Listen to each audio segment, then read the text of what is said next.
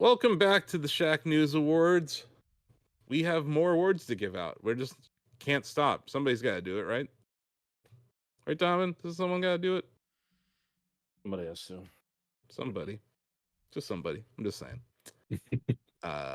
Someone had to port these games to Nintendo Switch, right? Mm-hmm. So let's get in here. Let's see what came out. This is a very interesting mix. So I'm curious how this vote's gonna go.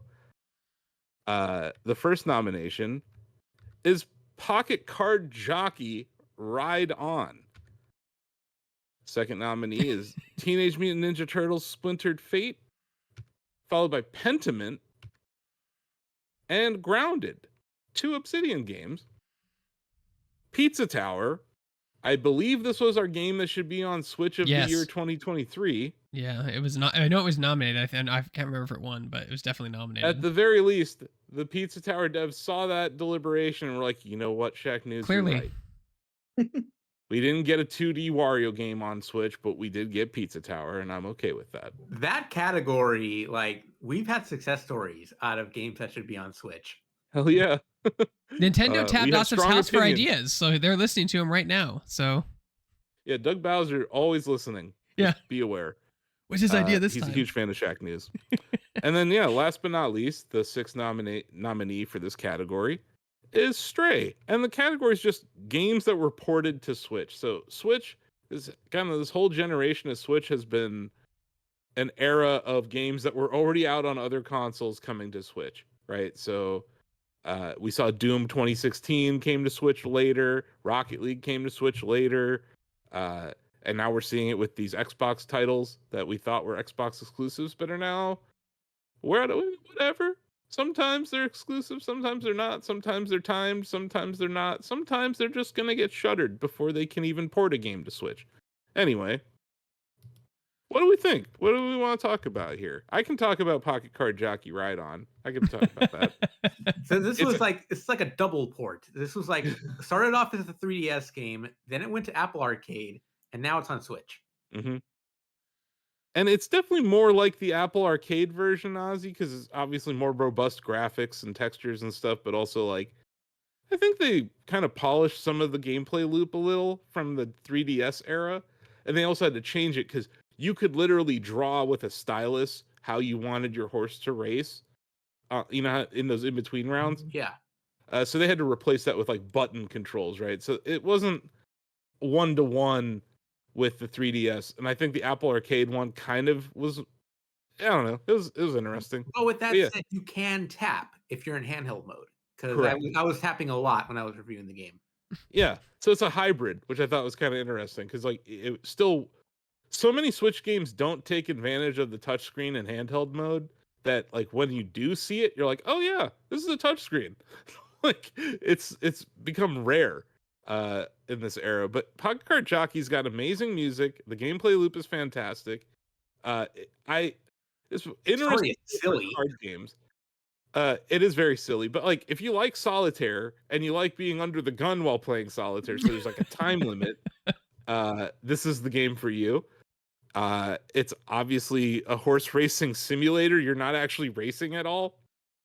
Your horse's ability to race it's governed by how well you play solitaire. Because this isn't a spoiler. At the very beginning of the game, you die. You ride a horse, you fall off of it, and you die. And your guardian angel comes up to you and says, "You suck at horse racing. What can we do that you're good at that will make you a better horse racer?" So this like guardian angel gives you the power to not suck at being a jockey if you play solitaire well. That's the premise of the game. And then I don't think it has like a plot or an ending. It's just it's a high score game. So it's like, how far can you make your horse go? Like 5 years old. I think they all start at like 2.5.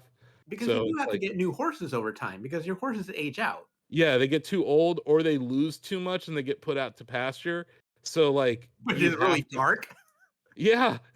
Well, you know, they're not glue factory horses, Ozzy. Like they're on a field. You can go see them still. But you have to breed them before you run out of horses. Otherwise, you're gonna have to like work with a lesser horse or something. And the owners are pretty interesting. I don't know. I think this is a charming game. I really enjoyed it on the 3DS, and then I completely forgot about it for like almost a decade. And then I saw it came out on Apple Arcade, but I'm not an Apple Arcade fan like at all. I usually just I don't even have the subscription right now, but yeah, solid game. Not for everybody, but very good port. Runs very well. Yeah, it's just fun. And that's why you should vote for Pocket Card Jockey. Who wants to talk about Splintered Fate? Splintered Fate is basically what if TMNT was Hades.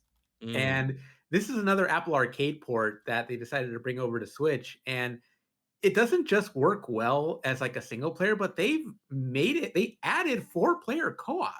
And I think that's really cool that you get to play in that style of game with your friends. It doesn't play exactly like the arcade beat 'em up, but you can get that spirit of it.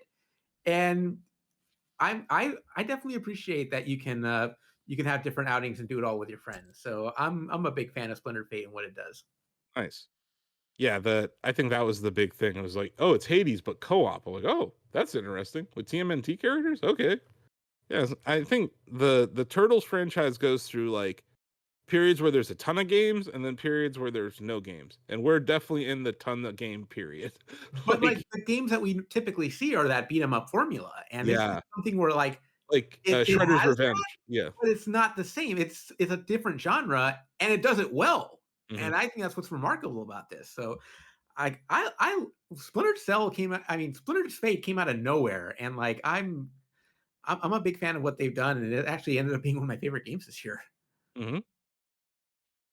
And then we have two solid Obsidian entries. Pentiment, which, I don't think got enough love when it was on Xbox exclusively or whatever. But yeah, it made its way over to PlayStation and Switch this year. And then Grounded, our boy Jabby from the chatty, he his game made it over to Switch. And I just think it's cool that like an online game like Grounded is on Switch, because there's not enough, like the game that I've been waiting for on Switch that I don't think will ever happen, at least in this generation, is Deep Rock Galactic. But there's not enough games like that where you can get together with 4 friends and just kind of vibe. It's not a shooter, you're not playing Splatoon, you're not racing each other in cart. Like it's just a game where you can go chill with your friends and work on your camp together. And I think it's cool to see Grounded on Switch. These games are not as like impressive graphically as they are on the Xbox. So Pentiment is, but Grounded, they definitely had to do a lot of work to make it run on the Switch. But Grounded is another one of those games that like you don't expect it to be as good as it is in handheld, and it plays really well in handheld mode. Yeah, That's great like to they took the time to make it like for Switch. And if that's what we're gonna get from Xbox ports to Switch in the future, that's a good thing. That's what I was gonna ask, is and like how it plays, if it plays well. Like Ozzy DJ Bo said it plays well. So I think that's a huge factor. I would just point out, I want to reiterate, it looks different. It does not look like the Xbox version of the game. Yeah.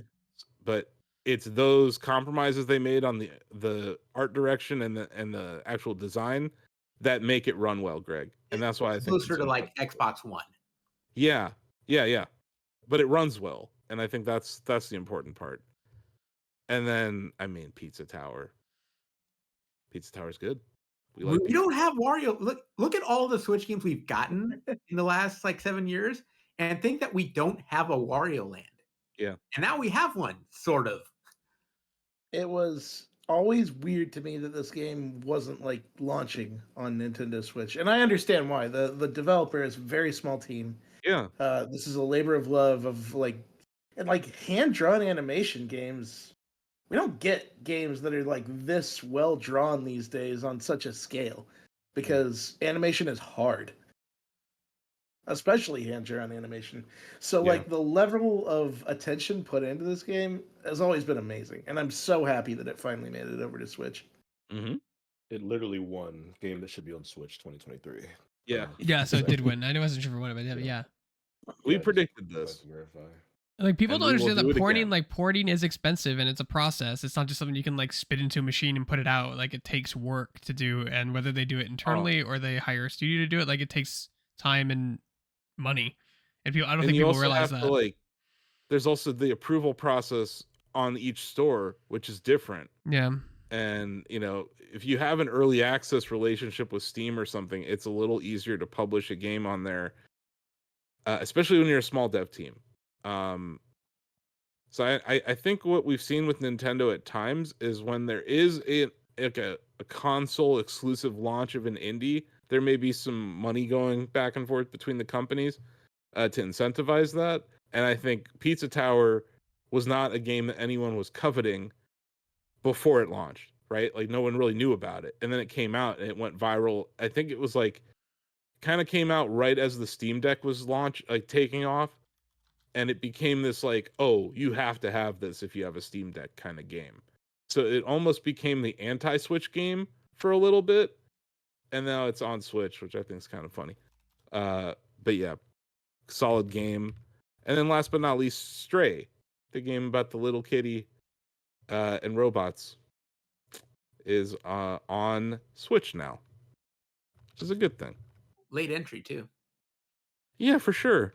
But yeah, we're in year 8 of Nintendo Switch, and there are still games being ported to it, and I'm sure next year we'll see even more ports because Switch 2 is going to be more powerful, and that means Donkey Kong Country Returns again. No. It means Death Stranding is going to launch on Switch 2. I haven't had a chance to play Stray on Switch yet, but I did have a chance to edit a feature about Stray on Switch. It was actually Lucas, one of our freelancers, who looked at it and kind of relevant to what we've been talking about, how with Grounded they had to make concessions in order to get it to run, which isn't uncommon. Lucas kind of said the opposite. He's like, they didn't really have to make concessions and it runs well. So like it still looks really great. It looks comparable to what the original was, and runs well at the same time. So I thought that is a delightful game. I loved it. And even though it almost made David mad at me, but I loved it. Okay. Yeah, I think we're good to vote, right? Let's see. Steve, you're the host of the Steve Tendo show, so I feel like On brand. this would be a good place for us to start. Okay. Well, first things first. It's always nice to hear that games run well on Switch because that's always an issue with no matter who's making whatever on it. But it's good to see that these ports do all run pretty well. I'm gonna go Pizza Tower as my answer. Did you wait until it came out on Switch to try it out, Steve? Yeah, I still really haven't really touched too much of it, but I did wait. I was one of those people. Well, I mean, Sam mentioned a game on the podcast last week, and I'm like, I was staring it down all weekend on Steam, and I'm like, I'm gonna have to buy this on Steam because I don't think it's coming out on Switch anytime soon.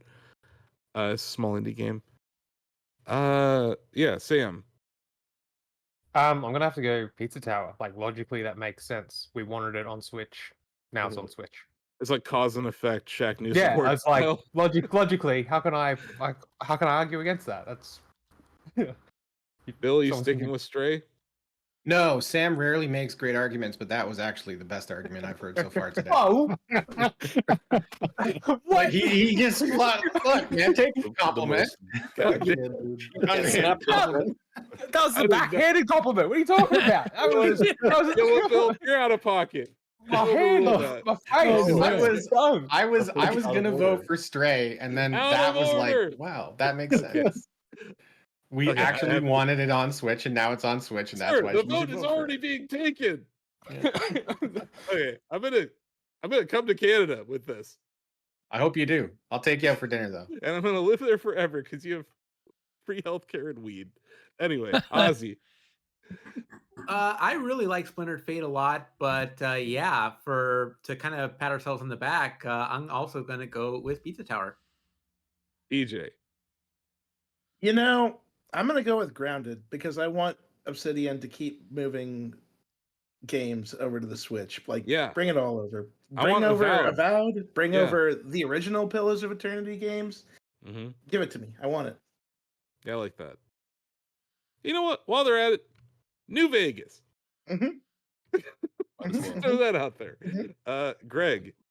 Pizza Tower. Wow. Okay. Denny.